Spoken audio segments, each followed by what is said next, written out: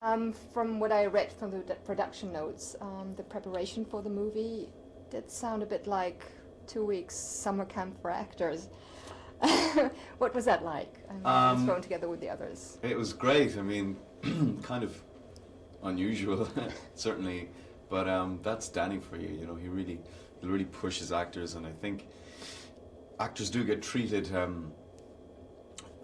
Kind of you're used to being in a kind of a bubble, you know, and you just go from your hotel to work in the car, and you know, it's nice to just get thrown into living with each other and just being in each other's personal space. And well, it's great for this movie because when we meet the characters at the beginning of the movie, they're meant to have been together on this mission for 16 months, and they're weary and exhausted and a bit cranky with each other. And so to actually have lived together for two weeks, I think, was very helpful in trying to portray that. You know, and it also established, you know, I think a good level of trust and communication between us all before shooting. And what did you do during these 2 weeks? Well, we weren't like living. Well, we weren't locked in or anything. You know, we would be rehearsing during the day, and then we'd you know, cook dinner and go to the pub, or like have sing songs, or just hanging out, really, just getting to know each other. And the other things of training, I think you went to Geneva to do something. Yeah. But that was separate, so that each and every actor did, for their part, did their own research? Yeah, every actor did something that was kind of related to their field of expertise in the movie.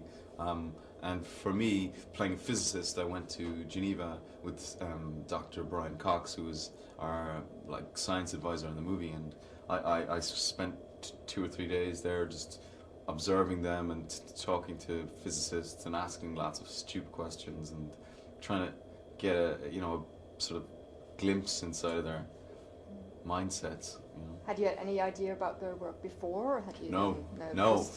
It was fascinating. I mean, it's incredible the scale of what they're doing. I mean, they haven't turned it on yet, but they built this particle accelerator, which is 27K underground in circumference, you know, through Switzerland and France, and they're going to smash together protons and neutrons and recreate the conditions of the Big Bang. And it's very, very exciting stuff. I mean, a lot of it went straight over my head, and it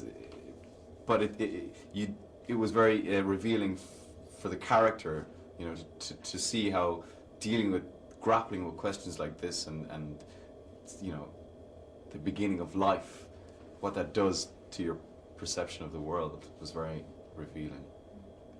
How was it, I mean, when you shoot the movie and you have to see things that aren't there, I mean, that will be later with the CGI or something, did Danny Boyle just create his vision for you that you can say, okay, that's what the audience is going to see? Or how was that? Or did you see like special light effects, or was Danny was very keen that we would never be acting in a vacuum, you know, that we'd never just be acting to a big green wall. So for example, the scene where we see Mercury orbiting the sun,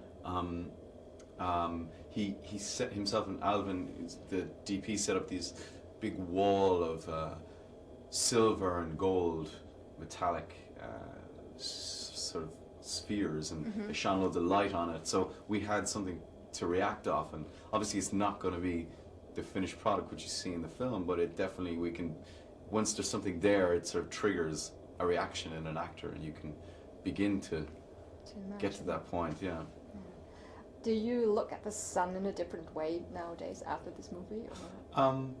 I think it certainly brought home to me, you know, the fragility of our planet and the whole ecosystem, and you know, luckily the sun's not going to die, according to Brian Cox, for another 5 billion years, so we're safe enough for a while. It certainly piqued my interest in science, and I really try and keep abreast of what's happening in the world of science, and because it's astonishing the level of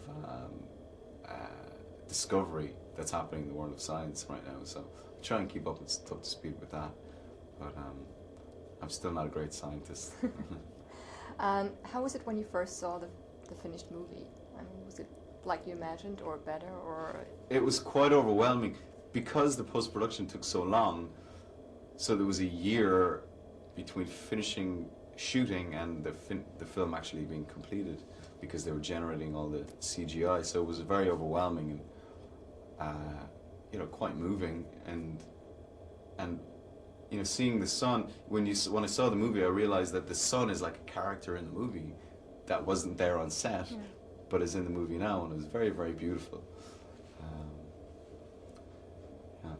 Did you feel claustrophobic in that spacesuit? It looked very tight. I mean, when you had to... Yeah, it wasn't very pleasant.